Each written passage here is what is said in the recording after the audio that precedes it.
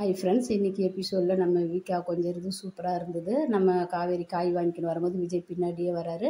நில்லு காவேரி நில்லு காவேரினா அவன் நிற்கல. நான் சும்மா தான் சொன்னேன் நில்லு காவேரின்றா அவர் வராரு.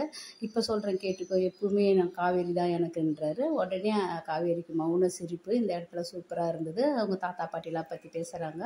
இந்த இடத்துல எக்ஸ்ட்ரா பிட்டு வெண்ணிலாவும் சரியாயிட்டான்னு சொன்னதான் காவேரி முகம் மாறிடுது. இந்த தாத்தாவுக்கு ஃபோன் பண்ணியும் சொல்கிறாரு, காவேரி கிட்ட பேசுகிறேன் தாத்தா, நல்லா பேசியிருந்தா, அவளுக்கு புரிய வச்சுட்டேன். நான் பொண்ணு பார்த்தத சொன்னது சும்மான்னு சொல்லிட்டுனா அவள் ஏற்கனவே புரிஞ்சுக்கிட்டு தாண்டா இருப்பா, அவள் சும்மா அவ்வளோ மூஞ்சி தூக்கி வச்சுருந்துருப்பான்னு தாத்தாவும் புரிய வைக்கிறாரு. நான் அந்த இடத்துல வெண்ணிலா பற்றி எக்ஸ்ட்ரா பிட்டு போட்டதுனால அவன் முகம் மாறிடுதுன்னு சொல்கிறாரு.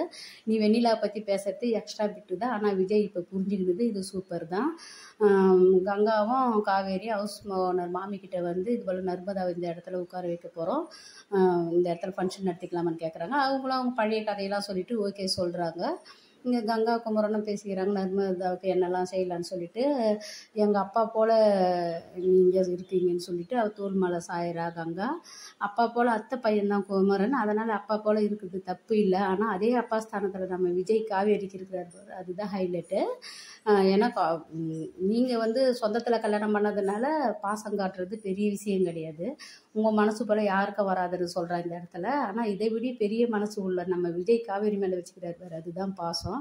இந்த இடத்துல எல்லாருக்குமே சொல்கிறாங்க, குமரன் அம்மாவை வர வைக்கிறாங்க, நிவின் அம்மாவை வர வைக்கிறாங்க. நாளைக்கு ஃபங்க்ஷன் நடத்த நம்ம விஜய் கிட்ட மட்டும் சொல்லலை, தாத்தாவுக்கும் சொல்லலை.